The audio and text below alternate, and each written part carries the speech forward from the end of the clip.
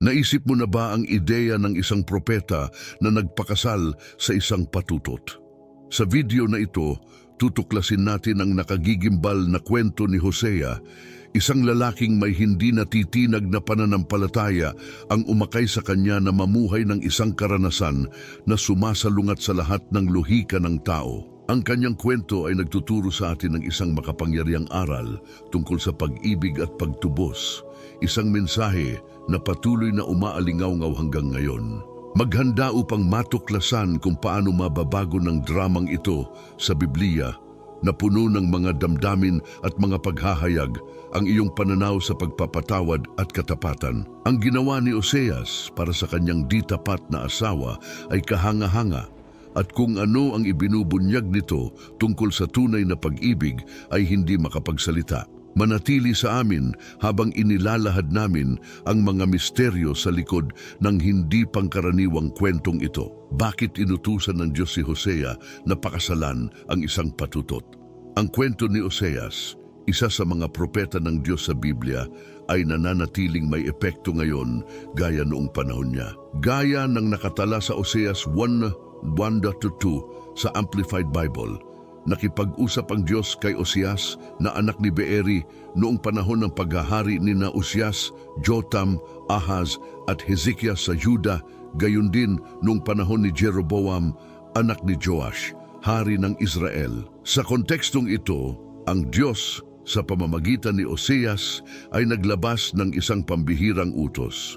Humayo ka at pakasalan mo ang isang babaeng may immoral na paggawi at magkaroon ng mga anak sa kaniya, sapagkat ang lupaing ito ay nagbigay ng sarili sa pagpapatutot na tumalikod sa Panginoon. Ang malalim na simbolikong atas na ito ay hindi lamang minarkahan ang buhay ng propeta, ngunit nagpahayag din ng isang makapangyarihang aral sa buong bansa. Upang lubos na maunawaan ang kwentong ito, mahalagang tuklasin ang konteksto ng kasaysayan at panlipunan ng panahon. Nabuhay si Hosea sa isang panahon ng relatibong katatagan at kasaganaan ng ekonomiya, ngunit gayon din ng espiritual at moral na paghina. Hindi siya basta-bastang propeta. Siya ay itinuturing na una sa 12 menor de edad na mga propeta ng lumang tipan. Ang kanyang ministeryo ay naganap noong panahon kung saan ang kaharian ng Israel ay nahati pagkatapos ng kamatayan ni Solomon, kung saan ang hilagang Israel ay dumanas ng isang panahon ng kayamanan sa ilalim ng paghahari ni Jeroboam II. Sa kabila ng maliwanag na tagumpay na ito, nagsimulang dumausdos ang lipunan tungo sa katiwalian, idolatriya at pagkalimot sa mga banal na batas. Sa panahong ito ng kasaganaan, nagsimulang bumagsak ang mga pagpapahalagang moral. Ang pagsamba kay Baal at sa iba pang paganong mga Diyos ay nagpalitaw ng pananampalataya sa iisang tunay na Diyos, at ang mga gawain sa relihiyon ay naging malubha na napinsala.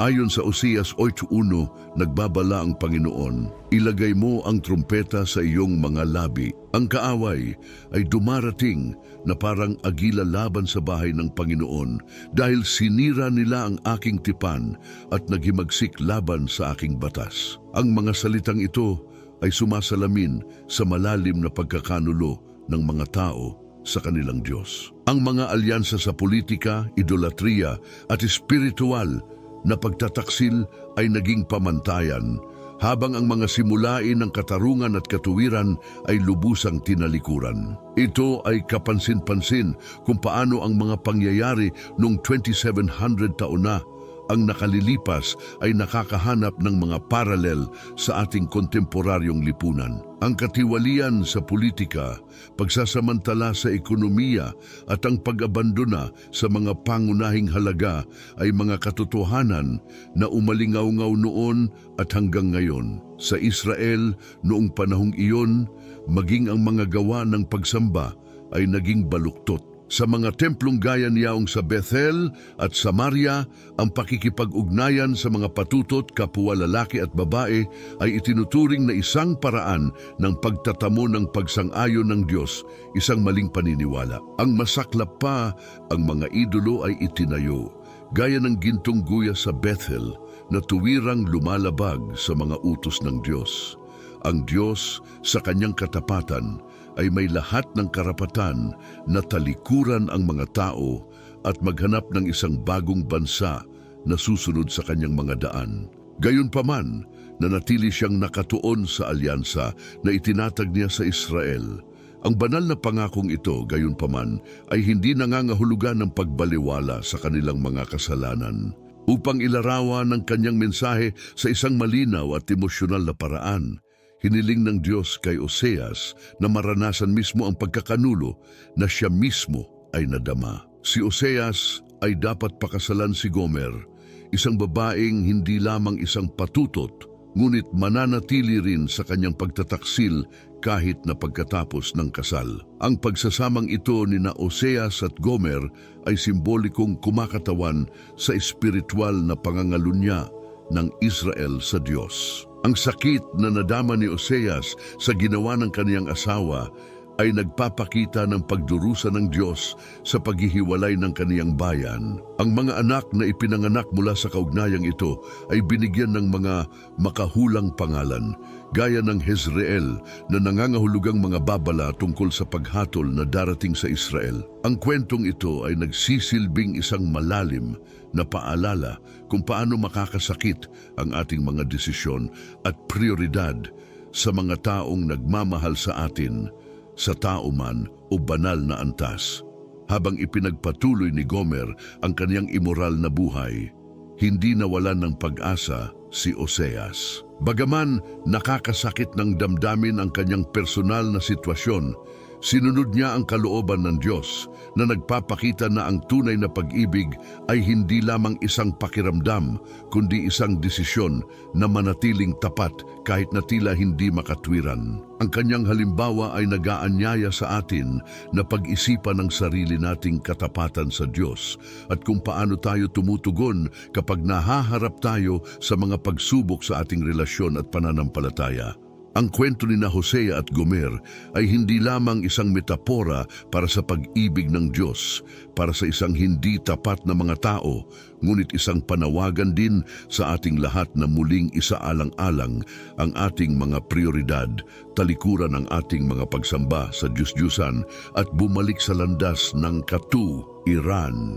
Ang walang hanggang mensaheng ito ay patuloy na hinahamon tayong magmahal ng walang pasubali at humanap ng katubusan sa pamamagitan ng tunay na pagsisisi at pangako sa mga banal na prinsipyo.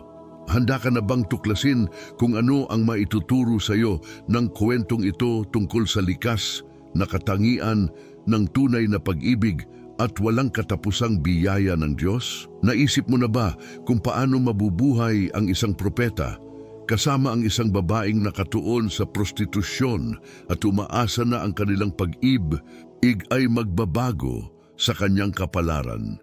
Ito mismo ang nakakagulat na kwento ni na Oseas at Gomer, isang relasyon na ginamit ng Diyos bilang isang makapangyarihang metapora upang ipakita ang kalubhaan ng espiritual na hindi katapatan ng kanyang mga tao.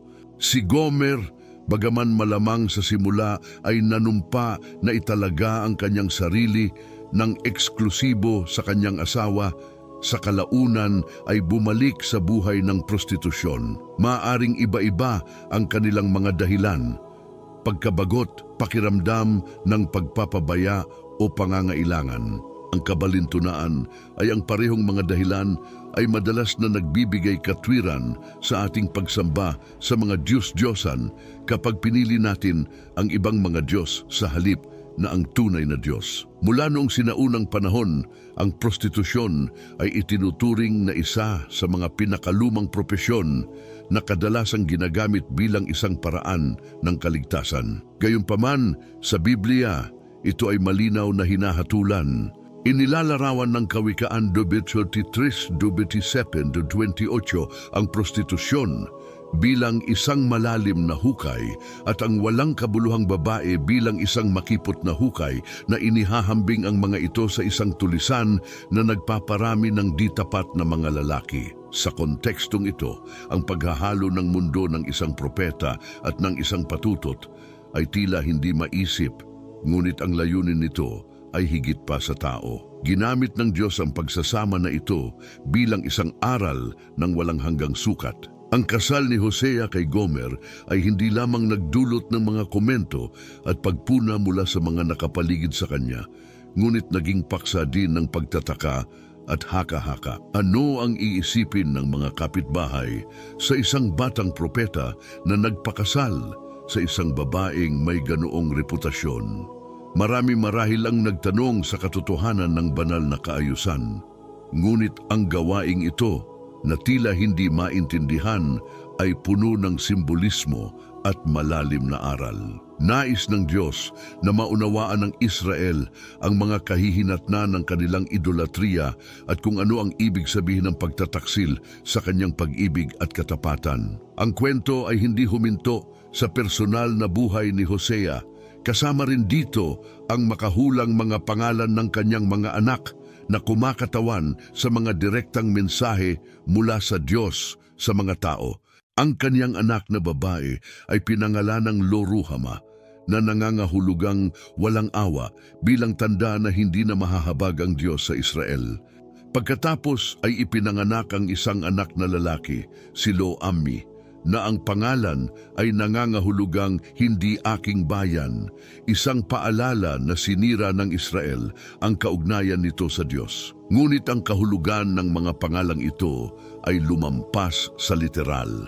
Sa tuwing may nagsasalita sa kanila, ito ay palaging nagpapaalala ng espiritual na pagkakanulo at paghihiwalay ng Israel sa Diyos. Ang pagtataksil ni Gomer ay nagdulot din ng mahihirap na katanungan tungkol sa pagkakakilanlan ng mga anak na kanyang ipinanganak. Ang pangalang Lo-ammi ay maaaring magmungkahi na ang batang ito ay hindi talaga kay Hosea, ngunit resulta ng isang relasyon sa ibang lalaki. Ang detalyeng ito, bagamat masakit, ay nagbibigay diin sa pagdurusa ni Oseas at kung paano ang kanyang buhay ay sumasalamin sa kirot ng Diyos nang makitang ibinigay ng kanyang bayan ang kanilang sarili sa idolatriya. Ang koneksyon sa pagitan ng pisikal na pagkakanulo at espiritual na idolatriya ay paulit-ulit na tema sa salaysay ni Oseas.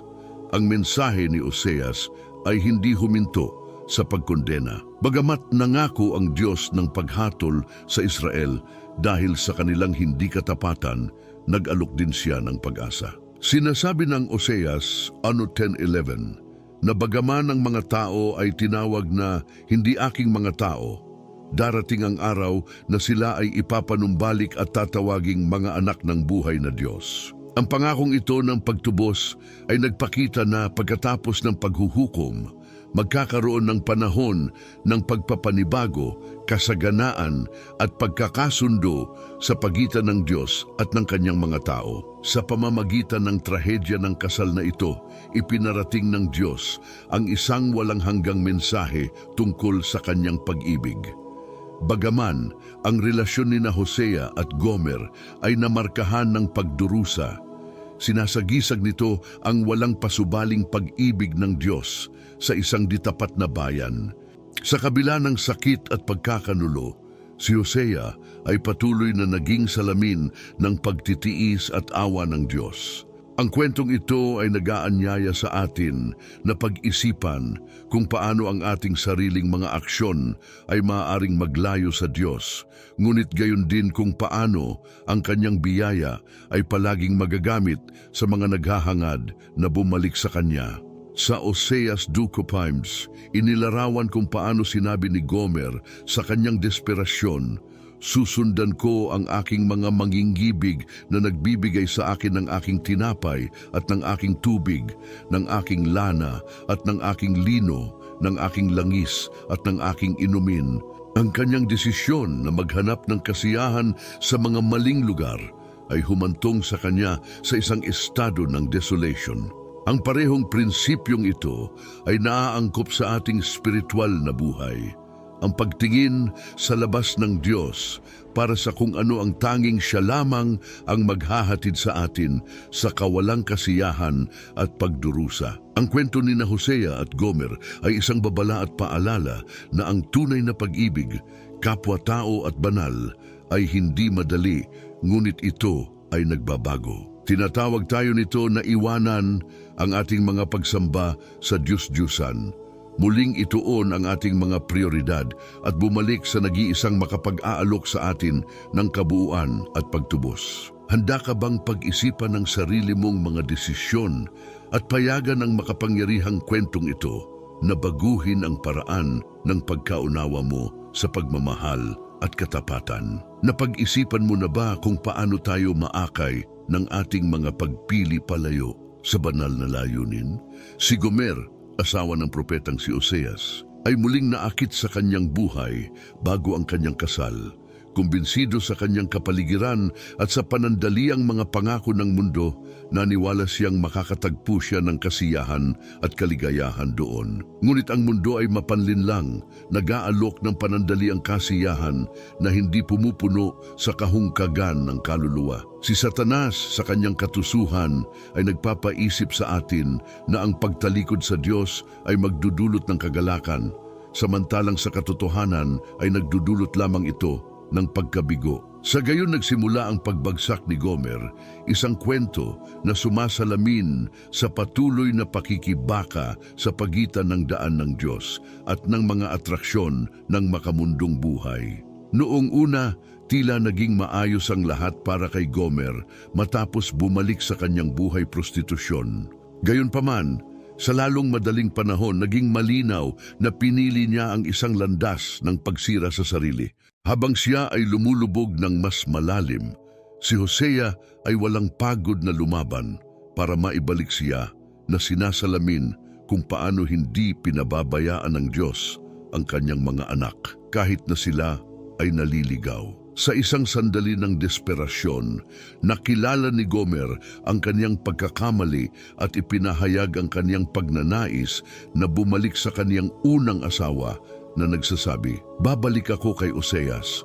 Noong nanirahan ako sa kanya, mas maganda ang mga bagay para sa akin." Ang pagkilalang ito ay nagmarka ng simula ng kanyang pagsisisi, isang makapangyarihang aral tungkol sa kung paano tayo palaging makakabalik sa Diyos. Gaano man tayo kalayong nahulog, ang kwento ay umabot sa kasukdulan nito sa Hosea 3, nang inutusan ng Panginoon si Oseas na hanapin muli si Gomer sa kabila ng kanyang pangangalunya. Sinabi niya sa kanya, "Humayo ka uli, ibigin mo ang isang babaeng minamahal ng kaniyang asawa, ngunit hindi tapat gaya ng pag-ibig ng Panginoon sa mga anak ni Israel, kahit na bumaling sila sa ibang mga Diyos at mahilig sa mga tinapay na pasas." Iyang utos na ito ay hindi lamang isang pagkilos ng pagsunod, kundi isang simbolo din ng walang kondisyong pag-ibig ng Diyos. Binili ni Hosea ang kalayaan ni Gomer sa 15 siklo ng pilak at ilang barley, na nagpapakita sa atin kung paano ang sakripisyo ay isang mahalagang bahagi ng tunay na pag-ibig. Nangako siya na mamumuhay silang magkasama ng walang pagtataksil o pagkagambala, na sumasalamin sa panibagong tipan sa pagitan ng Diyos at Israel. Ang gawaing ito ng pagtubos ay isang paunang representasyon ng biyaya ni Hesukristo. Kung paanong iniligtas ni Oseas si Gomer mula sa kanyang buhay ng kasalanan, si Jesus ay dumating upang tubusin tayo, binayaran ang halaga ng kanyang sariling buhay sa krus. Ang kwento ni Hosea at Gomer ay hindi lamang isang kwento ng pag-ibig ng tao, ngunit isang salamin ng walang hanggang at walang pagbabago na pag-ibig ng Diyos para sa atin. Kahit na sa ating pagtataksil ang kanyang pag-ibig ay nananatiling hindi nagbabago, na laging nag-aalok ng pagkakataong ipagkasundo tayo sa kanya. Do sa Hebrew, ipinakikita rin sa atin ng ulat ni Oseas kung paanong ang pangangalunya, kapuwa sa pisikal at espiritual, ay lubhang nakaaapekto sa ating kaugnayan sa Diyos at sa iba. Tinukoy ng Biblia ang pangangalunya bilang isang pakikiapid sa kasal, isang halo na nakakasira nito. Inilatag ng Genesis 2:24 ang banal na disenyo ng pag-aasawa. Iiwan ng lalaki ang kaniyang ama at ina at makikisama sa kaniyang asawa at sila ay magiging isang laman.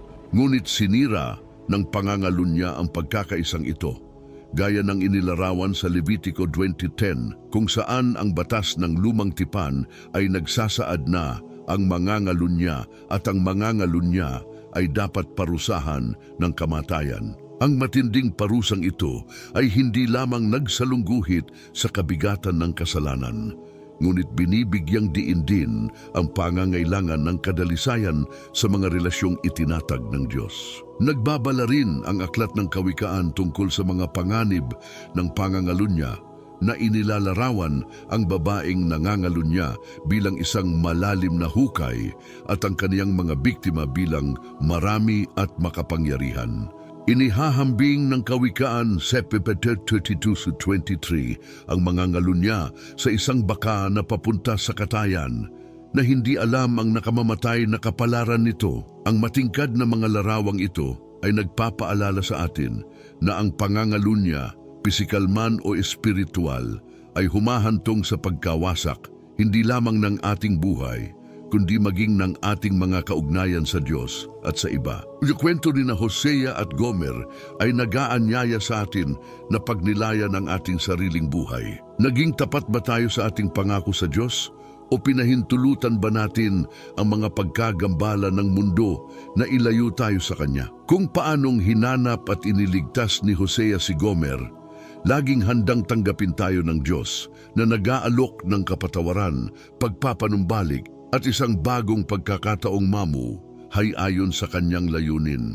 Ang pagkakasundo ay nangangailangan ng pagpapakumbaba at pagsisisi, ngunit ang resulta ay isang panibago at pinatibay na relasyon sa Panginoon.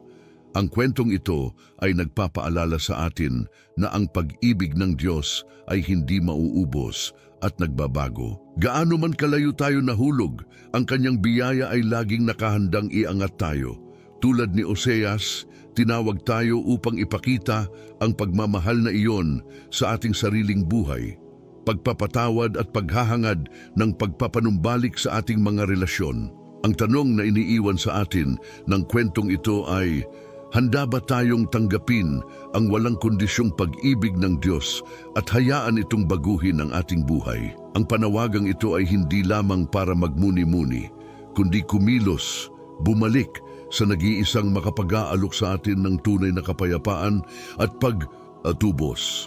Ang walang hanggang pag-ibig ng Diyos para sa Kanyang mga tao ay isang patuloy na hibla na tumatakbo sa buong Biblia. Ang Kanyang biyaya, Kanyang katapatan at Kanyang walang hanggang pag-ibig ay mga paalala na kahit sa ating kahinaan, Siya ay nananatiling matatag. Sinasabi sa awit 36:5, ang iyong awa, Panginoon, ay umaabot hanggang sa langit. Ang iyong katapatan ay umaabot hanggang sa alapaap. Sa Roma 8:38-39, masusumpungan natin ang isa pang hindi masisira na pangako. Ako ay kumbinsido na kahit ang kamatayan o buhay o mga anghel o mga demonyo o mga bagay na kasalukuyan o mga bagay na darating o mga kapangyarihan o kataasan o kalaliman o ano paman sa buong sangnilikha, makapaghihiwalay sa atin sa pag-ibig ng Diyos na nasa kay Kristo Jesus na ating Panginoon. Ang walang hanggang pag-ibig na ito ay makapangyarihang makikita sa kwento ni na Hosea at Gomer. Isang kwento na humahamon sa atin na maunawaan ang lalim ng banal na pag-ibig at ang kanyang pagpayag na tubusin tayo kahit na sa pinakamalalim na pagbagsak. Ang kwento ni Oseas ay isang nakikitang representasyon ng pangako ng Diyos sa kanyang bayan. Sa kabila ng masakit na pagtataksil ni Gomer, hinanap siya ni Hosea, tinubos at inalok siya ng bagong pagkakataon na nagpapakita ng pag-ibig ng Diyos sa isang ditapat na sangkatauhan. Ang pag-ibig na ito ay hindi lamang isang pagkilos ng pagpapatawad, ngunit isang patuloy na paanyaya na bumalik sa kanya sa Oseas 2:19-20, ipinahayag ng Diyos, ipapakasalan kita sa akin magpakailanman sa pakikiramay. Ang mga salitang ito ay hindi lamang para sa sinaunang Israel.